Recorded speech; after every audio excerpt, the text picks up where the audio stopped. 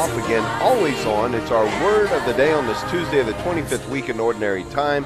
Our words for today, guide me, and here to talk about it, Kendra Von Esh. Good morning, Kendra.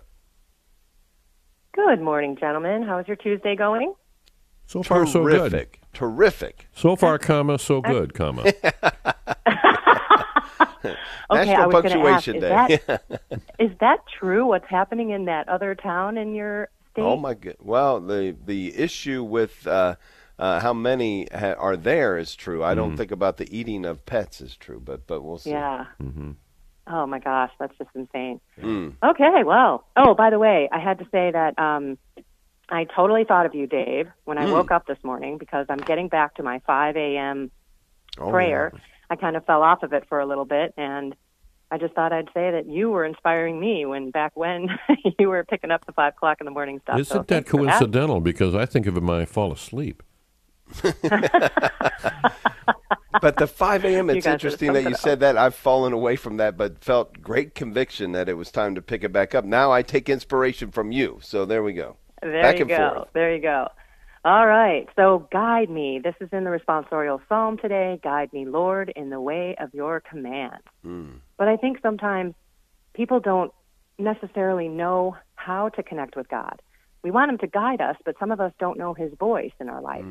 Now, I don't know about you guys, but I have never heard a booming voice outside of my head. Have you guys? No.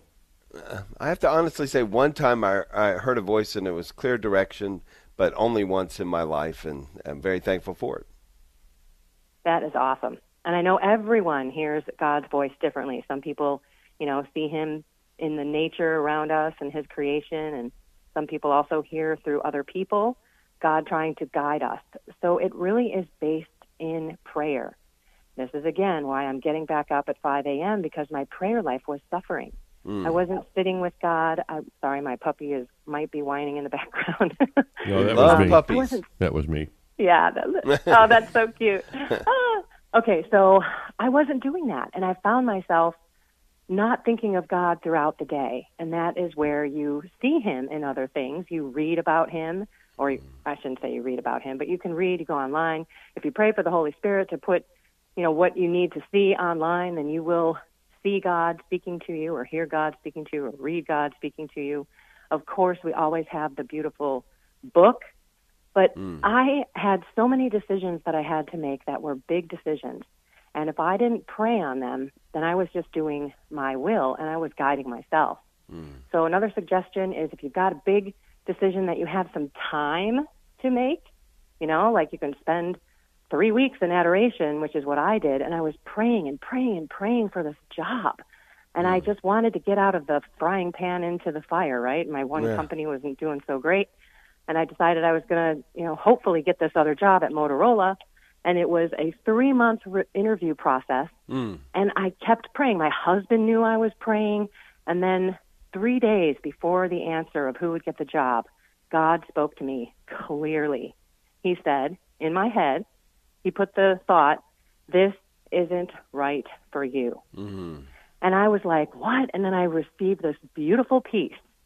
So usually it would be, this isn't right for you. And I'd be like, what are you talking about? I've been praying for this for 3 months, And beautiful peace fell over me. And I came home and I told my husband, you know what? I don't care if I don't get this job. And he's like, what are you talking about? You've been praying about this. It's all you can talk about. I said, I know.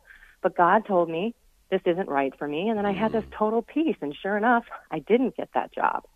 So if I did, I guarantee you I would not be speaking to you today. Right. And God has these plans that aren't necessarily yours.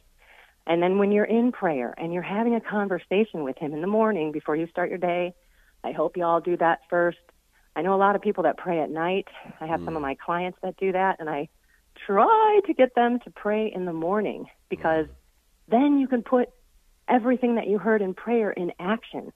Instead, when you pray at night, you go to bed, and maybe you were, you had a thought about loving someone and going out and telling people about Jesus, and now you're going to go to bed. So it just doesn't get to play out.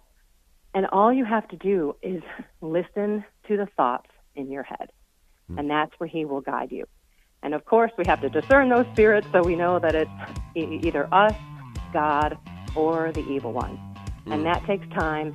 And I suggest everyone look at the 14 rules of discernment of spirits to learn how the evil one, he's pretty sneaky. He's pretty cunning. And sometimes we might fall for it thinking it's God or, that's what we should do. I've had that happen to me a couple of times. And then one more book before we roll is by Brother Lawrence, Practice of the Presence of God. It is beautiful, and it'll get you in that guide me, lead me mindset. Brother Lawrence, love it. Short book, too, so you could definitely get through it. It is. That's fabulous. And don't we forget about it pretty quick, too, even though it's that short? Yeah, that's true. Thank you, Kendra. God bless you guys. Have a great day. You too. Thanks for joining us for Morning Offering. We'll be back, God willing, tomorrow morning.